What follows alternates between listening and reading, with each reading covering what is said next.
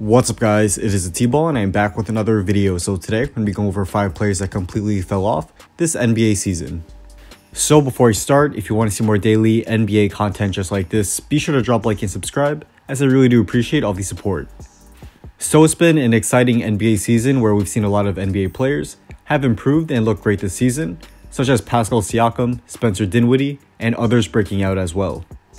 However, we've unfortunately seen many other NBA players fall off this season and have looked just terrible, and I'm not going to waste any time, so let's go for 5 players who have seen this huge drop off this season. So first up, I have Draymond Green. Green had a nice game yesterday against the Mavs, but overall this season, he has looked terrible. On the season before the Mavs game, he was averaging only 6.5 points, 8.1 rebounds, 6.8 assists, 1.7 steals, and 0.8 blocks in 30.7 minutes per game. He's also shooting only 40.9% from the field, 18.9% from 3, and 72.7% from the free throw line. His offense has just cratered this season, as his most obvious problem has been his shooting. He's shooting very poorly from the field in general, but his 3-point shooting has been especially bad. He's not even hitting 1 of 5 3-point attempts, and teams know this. Defenders are daring Green to shoot threes and leaving him wide open from downtown. Green hasn't been able to make defenses pay, and this has allowed teams to either pack the paint or double on bigger threats such as Curry, Thompson, and Durant. This lowers the shooting accuracy of these guys, and this is a huge problem for Golden State. Not to mention, his passing and defense has also taken a slight dip too, and he's averaging a career-high 3.1 turnovers per game. The injury he had earlier in the season may have been a factor in his overall poor play, and also the whole beef he had with Kevin Durant may also be messing with his mind as well. But I don't think his poor 3-point shooting is something that will change drastically anytime soon. Draymond Green shot 38.8% from 3 in the 2015-16 season, but besides that, he never shot above 33.7% from 3 in his other 6 NBA seasons. His shooting has always been a problem for him besides that one season, and the Warriors need to find a way to play around this weakness. They could try to maybe run a lot more high pick and roll with Green to possibly help decrease the impact of this problem, but that may or may not work.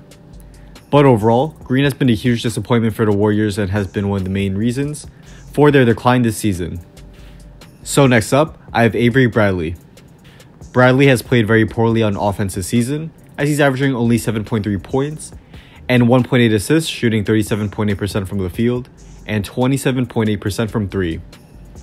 He completely forgot how to shoot and is not the same player he was with the Celtics just 2 seasons ago, where he was averaging 16.3 points on 39% shooting from 3. He looks lost on offense and can't stretch the floor, which makes him a liability on offense, especially for a guard who can't finish at the rim. But if you thought that was bad already, it only gets worse. His once elite defense has taken a tumble, as he does not seem to have the same athleticism and quickness he once had. He has trouble staying in front of other players, and he's posting an unbelievably poor 116 defensive rating and negative 0.4 DBPM. He simply does not look like the valuable player he once was, and his $12.5 million a year contract is looking like a terrible deal this season. He's only starting and getting big minutes because Doc likes him, and was a great asset for him back in Boston, but those days are long gone. Hopefully, Bradley will find a way to turn it around, but it's not looking like he'll be able to do that anytime soon. So next up, I have Shaun Livingston. Livingston has been very bad this season and really shouldn't be getting regular rotation minutes at this point of his career. He's averaging only 4.4 points on 43.2% shooting from the field, and he hasn't hit a single 3-point shot this season. He has seen a steep decline in his shooting percentage that went from 50.1% last season to barely over 43% this season, and he hasn't been able to hit those mid-range shots like he used to. The only shots he's been able to consistently make are wide open shots in the paint, but when Livingston is on the floor, the Warriors' spacing shrinks. The Warriors can't afford to have Green and Livingston, who are non-shooters, on the floor at the same time, and I think it will be a better decision for the Warriors to give Quinn Cook minutes over Livingston.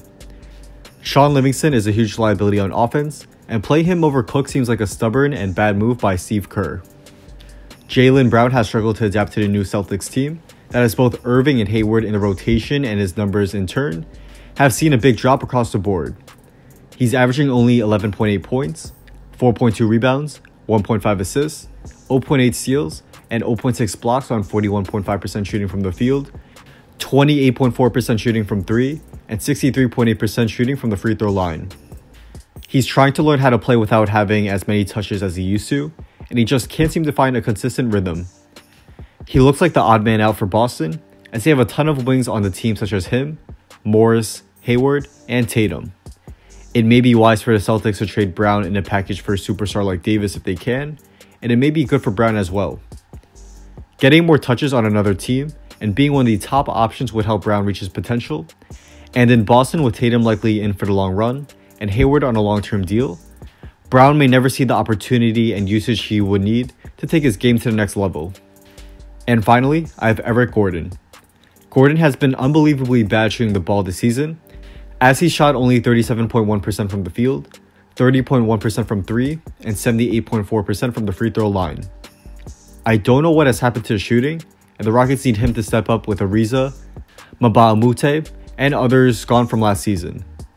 And now with Chris Paul out again, they need Gordon to step up his scoring inefficiency as they don't have any other good scoring options besides him. If Eric Gordon cannot step up for the Rockets, it's going to put even more pressure on Harden, which may then in turn lead him to being tired and drained when the playoffs arrive. The Rockets need to get some help somewhere, and if Gordon cannot provide that, Houston should look to make a trade for another three-point shooter and scorer. Trading for someone like Kent Bazemore may be a good idea, as he would provide some shooting and defense that Gordon can't currently provide. We'll see if Gordon can start to get things going, as the Rockets do need him more than ever to stay in the playoff picture. So that's a wrap. Thanks guys for watching. If you guys did enjoy this video and want to see more daily NBA content just like this, be sure to drop a like and subscribe, and also be sure to turn on post notifications so you can stay updated on when my news video will be coming out. Also, follow me on Instagram and hit me up if you want to talk about basketball, business, or have any video ideas for me to do. Let me know if I do try to get back to all you guys there. Drop a comment down below if I'm missing any other players who fell off this season. Let me know as I do read all comments. I'm definitely interested to see what you guys have to say. Also, I may be doing a part 2 for this video, so be sure to subscribe and let me know down in the comments below if you guys want to see that vid as well. So, with all that being said, once again, thanks for watching, and hopefully I'll see you guys soon for my next video. Peace.